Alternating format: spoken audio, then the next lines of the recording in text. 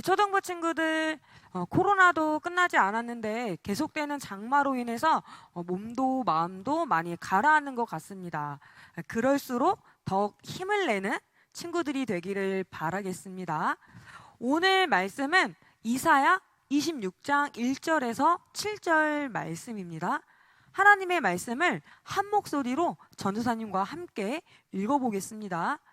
그날의 유다 땅에서 이런 노래를 부를 것이다. 우리의 성은 굳건하다. 우리는 하나님의 구원의 성벽에 둘러싸여 있다. 성문들을 열어라. 의로운 백성, 하나님을 믿고 따르는 백성이 들어가게 하여라. 주께서 주를 믿고 따르는 사람에게 참된 평화를 주신다. 그러므로 영원토록 여호와를 의지하여라. 여호와는 우리의 영원한 반석이시다. 주께서 교만한 사람들을 낮추시고 높이 솟은 성을 무너뜨리신다. 주께서 그 성을 땅바닥에 으깨셔서 먼지로 만드신다. 가난한 사람과 억눌린 사람들이 발로 그 성을 짓밟을 것이다. 공평하신 하나님이시여, 주께서 의로운 사람의 길을 곧게 하심으로 그 길이 순탄합니다. 아멘. 오늘 말씀의 제목은 하나님의 성입니다. 혹시 지난주 설교 말씀을 기억하고 있나요? 지난주 설교 제목은 우리의 보디가드였습니다. 하나님께서 우리의 보디가드가 되시기 때문에 하나님을 믿고 의지하자는 말씀이었는데요. 이번 주 뉴스에서 미국 대통령의 보디가드가 뉴스에 나오는 일이 있었습니다.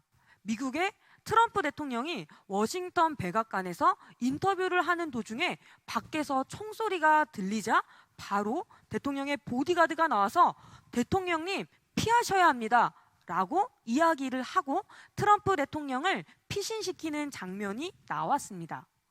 혹시 모를 상황에서 미국 대통령의 목숨을 지키기 위한 일이었어요.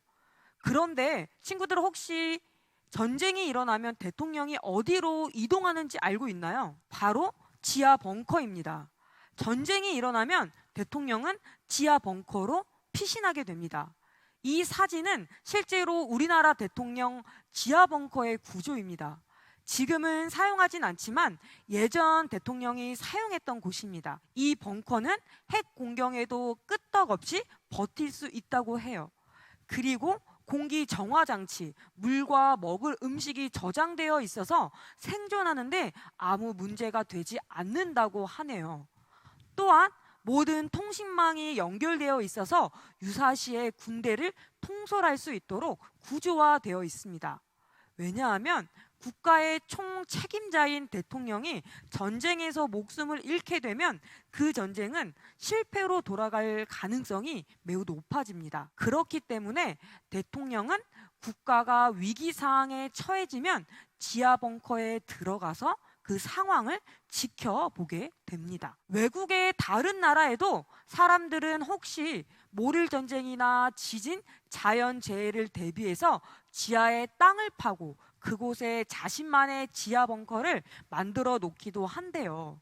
어떤 공격에도 버텨야 하기 때문에 튼튼하게 만들고 대통령의 지하 벙커처럼 공기 정화 장치, 물과 음식 등을 구비해 놓고 대비합니다. 심지어 지하 벙커를 아파트로 만들어서 많은 사람들을 살릴 수 있도록 만드는 곳도 있습니다. 이렇게 사람들은 전쟁이나 자연재해로부터 자신의 목숨을 구원하기 위해 벙커를 짓습니다. 사람들이 지하 벙커를 통해서 자신의 목숨을 구할 수는 있지만 자신의 영혼까지는 구원할 수 없습니다. 오직 구원은 하나님께서 주시는 것이기 때문이에요. 오늘 말씀은 하나님께서 이사야 선지자들을 통해서 이스라엘 백성들에게 이루실 구원의 약속을 이야기하는 내용입니다. 하나님께서는 하나님의 성을 통해서 이스라엘을 구원하시겠다고 말씀하셨습니다. 성경에는 많은 성들이 나옵니다. 그 중에서 우리가 많이 아는 성은 여리고성과 도피성이 있습니다. 이 여리고성은 이스라엘 민족이 출애굽을 하고 광야에서 40년의 시간을 보낸 다음에 가나안 땅으로 들어가기 전에 마지막 관문이었던 성이에요. 이 여리고성을 통과해야지만 가나안 땅에 들어갈 수 있었습니다. 도피성은 실수로 사람을 해친 사람이 목숨을 건질 수 있도록 하나님께서 최소한의 기회를 주는 성입니다.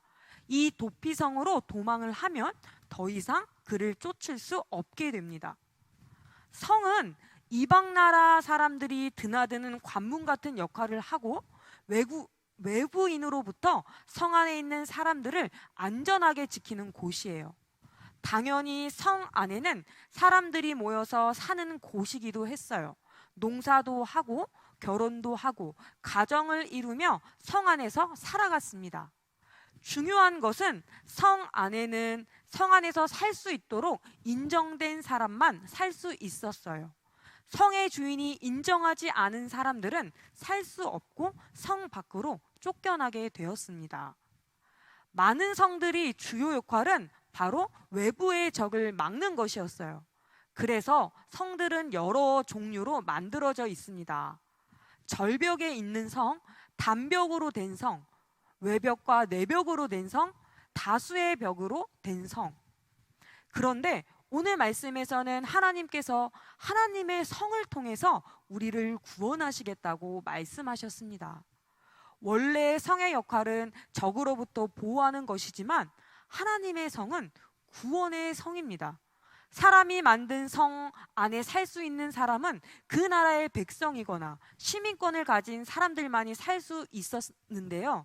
하지만 하나님의 성은 하나님을 믿고 의지하는 사람들만이 들어갈 수 있는 성입니다. 하나님의 성에는 하나님의 의로움과 정의가 가득한 곳이기 때문에 악한 사람들은 절대 들어갈 수 없는 곳입니다. 하나님을 믿고 겸손하며 의로우며 정직한 사람들이 살아갈 수 있는 곳이에요.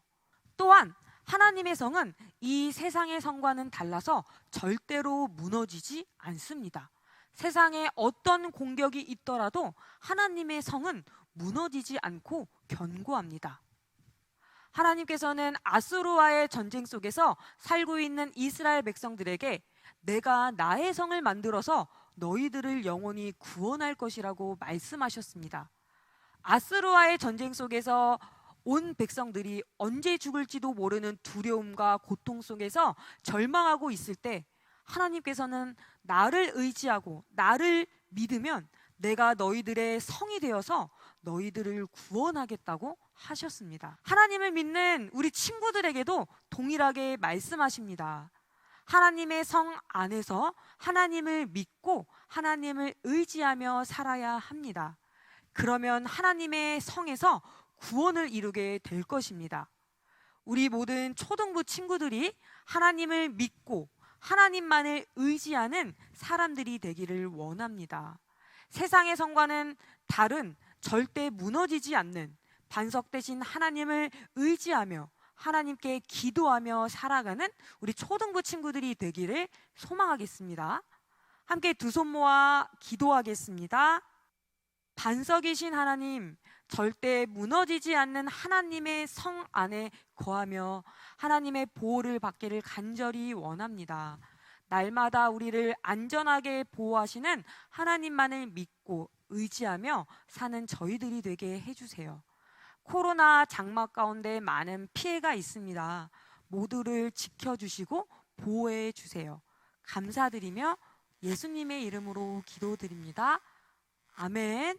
자, 우리 친구들, 지난주에 전도사님이 퀴즈를 내면 그 퀴즈의 추첨을 통해서 더 큰 선물을 준다고 했죠. 오늘 그 추첨의 시간을 갖도록 하겠습니다. 오늘 추첨을 해주실 분은 바로 유년부의 성현진 전도사님입니다. 우리 친구들, 성현진 전도사님을 박수로 맞이해 주시기 바랍니다. 와! 자, 우리 전도사님께서 2명의 친구를 추첨을 해주시면 됩니다. 자,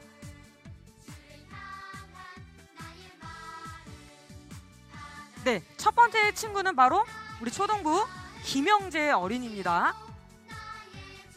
네, 두 번째 어린이는 초등부의 노하연 어린이입니다. 우리 2명의 친구들에게는 전도사님이 선물을 보내주도록 하겠습니다. 자, 이번 주에 퀴즈를 내도록 하겠습니다. 하나님의 성과 사람의 만든 성의 다른 점은 무엇일까요? 정답을 아는 친구들은 전도사님의 핸드폰 번호 010-3447-7780으로 보내주세요. 한 주도 건강하고 하나님 말씀 안에 거하며 지내기를 바랄게요. 모두 안녕.